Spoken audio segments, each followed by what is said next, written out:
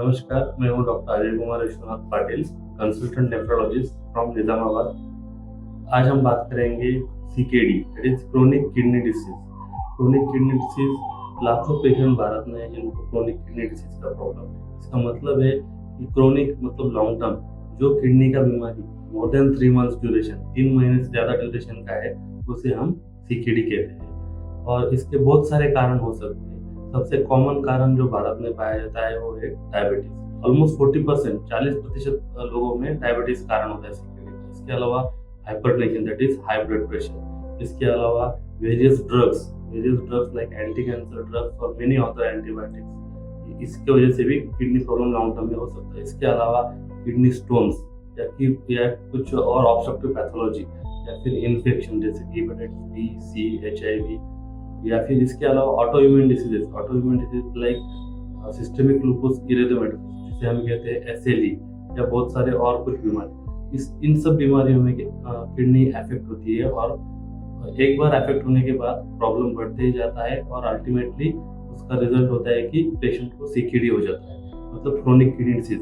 अभी हम इसमें बहुत सारे साइन सिम्टम पाया होते हैं जो कि पेशेंट पहचान सकते हैं अर्ली स्टेजेस में। एक बार किडनी का प्रॉब्लम चालू हो गया तो इसका मेजरमेंट हम करते हैं सेरम क्रिएटिनिन लेवल। किडनी का रिपोर्ट होता है जो कि ब्लड टेस्ट होता है, और normal creatinine level up to 1 to 1.2 as per different labs report होता है, that is normal up to 1.2। इससे आगे अगर बढ़ता है, इससे ज़्यादा अगर लेवल आता है, इसका मतलब किडनी का प्रॉब्लम है और हमें सतर्क होने की ज़रूरत है। ये बढ़ने से पहले भी पेशेंट को कुछ साइंस और सिम्टम दिखते हैं। सीकेडी के 5 स्टेजेस होते हैं, जिससे कि हम किडनी का फंक्शन कैलकुलेट करते हैं, उसे कहते हैं GFR।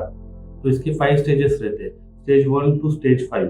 स्टेज 1 मतलब अर्ली स्टेज, जबकि किडनी को मामूली असर हुआ है, और जैसे जैसे असर बढ़ते जाता है किडनी पे तो हम सीकेडी 5 बोलते हैं। Last stage CKD 5 that is and stage renal disease, जहाँ की किडनी का फंक्शन 10% से कम हो गया है। अभी इसमें बहुत सारे साइन सिम्टम या तकलीफें पेशेंट को होती है। एक बार किडनी का प्रॉब्लम जैसे जैसे बढ़ते जाता है, उस तरह से अलग अलग बॉडी के अलग अलग सिस्टम अफेक्ट होते हैं। फॉर एग्जांपल, पेशेंट को भूख ना लगना या भूख कम लगना, वोमिटिंग जैसा सेंसेशन आना, या फिर वीकनेस लगना, या फिर चक्कर आना, वीकनेस लगना, या फिर यूरिन कम तैयार होना, या फिर पैरों में सूजन आना, दम लगना।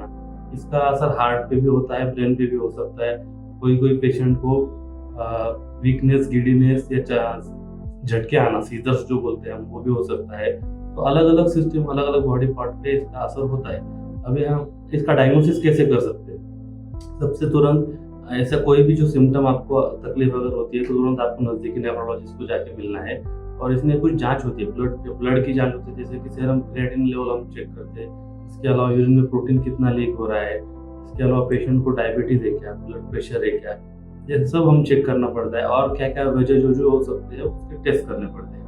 इसके अलावा किडनी का साइज कैसा है, हम अल्ट्रासाउंड करते हैं। और किडनी का साइज कुछ बीमारियों में किडनी का साइज छोटा हो जाता है, कुछ बीमारियों में किडनी का साइज बढ़ जाता है।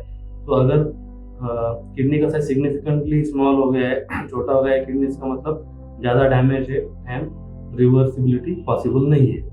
इसके अलावा ये हो गया इन्वेस्टिगेशन। अब हम जब ट्रीटमेंट की बात करते हैं तो बेसिकली जो भी कारण, जिस भी वजह से किडनी पे असर पड़ा है, वो हम ट्रीट करते हैं। फॉर एग्जांपल, किसी को डायबिटीज़ की वजह से अगर किडनी का प्रॉब्लम हुआ है तो हमें डायबिटीज़ कंट्रोल में लाना है, डायबिटीज़ की मेडिसिन प्रॉपरली देना है एज पर सीकेडी स्टेज।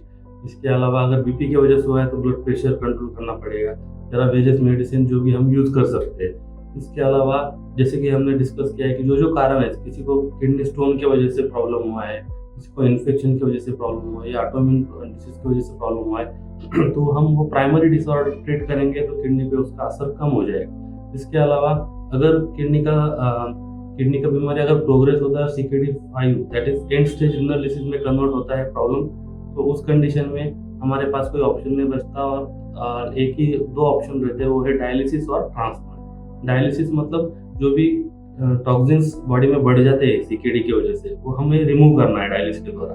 2 तरह के डायलिसिस होते हैं, एक है हीमोडायलिसिस, दूसरा है पेरिटोनियल डायलिसिस, पेट का डायलिसिस। और तीसरा ऑप्शन जो मैंने बोला ट्रांसप्लांट। हमारे नज़दीकी रिलेटिव, रिश्तेदार या नज़दीकी फैमिली परिवार में जो भी हमें मैचिंग अगर किडनी होता है तो उससे हम किडनी लेके नया किडनी उसमें ट्रांसप्लांट करते हैं patient. or this is the best choice. Thank you.